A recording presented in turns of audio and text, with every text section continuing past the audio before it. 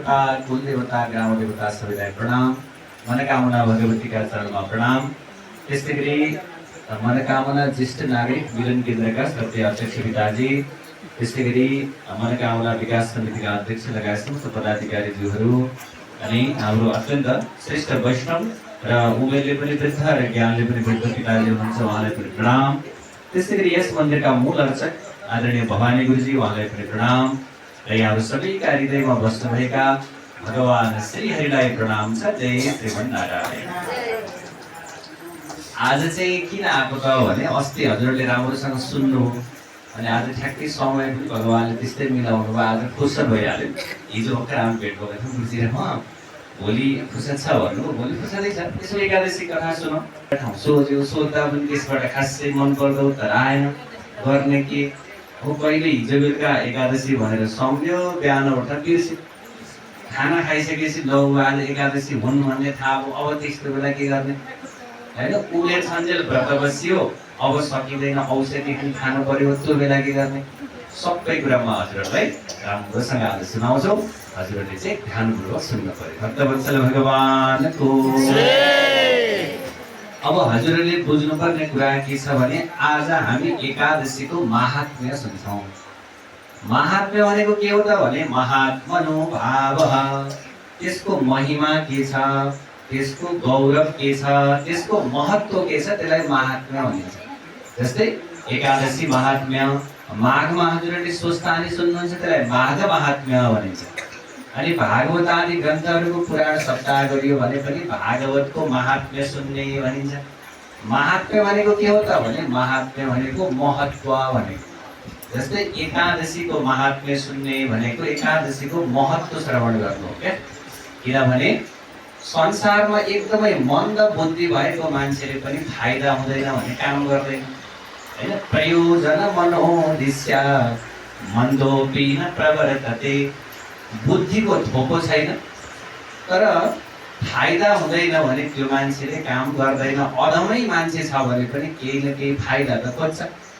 भनेपछि एकादशीको व्रत बसेर के हुन्छ, एकादशीमा उपवास बसेर के हुन्छ, के चाहिँ खानु हुन्छ, के चाहिँ खानु हुँदैन होइन। अब कसैले भात खानु हुँदैन, रोटी खानु हुन्छ भनेर 2-4 दिनदेखि आटा किनेर ठिक्क गरेर बस्यो होइन।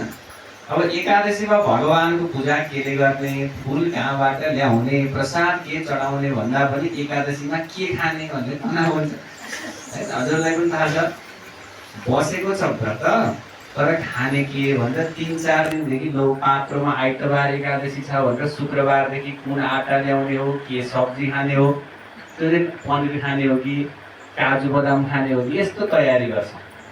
वास्तवमा एकादशीमा छोड्न पर्ने कुरा के हो, लिन पर्ने कुरा के हो, त्यो पनि आज हामी सुन्छौँ। महात्म्य भनेको महत्त्व हो। किनभने महत्त्व नबुझेसम्म त्यो कुरासँग प्रेम हुँदैन क्या। कसैले सुनको एउटा डल्लो पायो तर त्यो सुन हो, यो सुन भन्ने धातु हो, यो महत्त्वपूर्ण छ भन्ने नजानेसम्म त्यसलाई त्यो सुन र माटाको डल्लो बराबरै त हो। हेर्दा पहेँलो छ, त्यो सुन हो भन्ने जानेकालाई पो सुन हो। सानो बच्चालाई दियो भने त्यो फ्यालिदिन्छ। एउटा सुनको औँठी सानो बच्चालाई दिनु हो भने त्यसले के सुन भन्ने चिन्छ, त्यो त फ्यालिदिन्छ। फोहोरमा फ्याल्देला, टोक्ला होइन, त्यसलाई फोहोर गर्ला। तर सुन भन्ने जानेकाले त्यसलाई जतन गर्छ। त्यही भएर हामीले पनि एकादशीको महत्त्व के छ भन्ने जान्यौँ भने बल्ल त्यसलाई प्रेम गर्न सकिन्छ। प्रेम भइसकेपछि श्रद्धा आउँछ, श्रद्धा आइसकेपछि भगवानको उपासना गर्न मन लाग्छ। फेरि हरेक प्रकारका एकादशीमा भगवानको फरक फरक रूपको पूजा हुन्छ होइन। जस्तै जस्तो प्रकारको एकादशीको नाम छ त्यस्तै प्रकारको एकादशीको काम पनि हुन्छ। जस्तै हरिशयनी एकादशी भनेपछि भगवान सुत्ने दिन रहेछ होइन। नाम कस्तो छ, काम पनि त्यस्तै छ।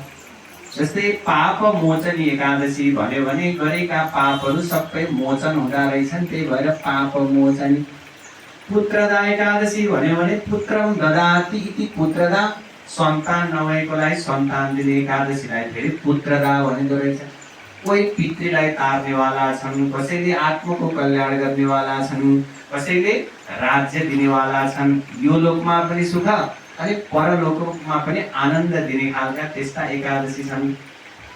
त्यसैले जस्तो नाम छ एकादशीको काम पनि त्यस्तै छ। अब नाम कसरी राखिन्छ भने संसारमा 3 प्रकारका नाम हुन्छन्। एउटा स्वरूप परक नाम, एउटा प्रभाव परक नाम अनि एउटा स्वभाव परक नाम।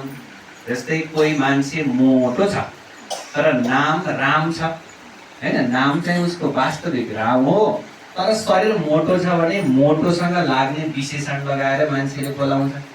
भनेपछि स्वरूप अनुसार मान्छेको नाम राखिन्छ। कोही मोटो छ, कोही अग्लो छ, कोही होचो छ, कोही दुब्लो छ भने नाम चाहिँ अर्कै हो, तर मान्छेले स्वरूप हेरेर नाम राख्छ। अनि अर्को हुन्छ स्वभाव परक नाम हैन, मान्छेको नाम चाहिँ राम्रो छ तर स्वभाव मूर्ख छ भने त्यसलाई त्यो त मूर्ख हो भन्छ। नाम राम हो तर स्वभाव मूर्ख छ भने त्यसलाई कसले राम भन्ने, त्यो त हराम छ भन्छ हैन। नाम चाहिँ राम हो तर स्वभाव मूर्ख छ भने स्वभाव अनुसार पनि नाम राखिन्छ हैन। अर्को हुन्छ प्रभाव अनुसार नाम हैन, कोही मान्छे बलियो छ भने त्यो त हात्ती हो भन्छ हैन, हात्ती जस्तो बलियो भएर हात्ती। कोही रिसाउँछ बाघ जस्तो भने त्यो त नाम हरि भएर के गर्नु, त्यो त बाघ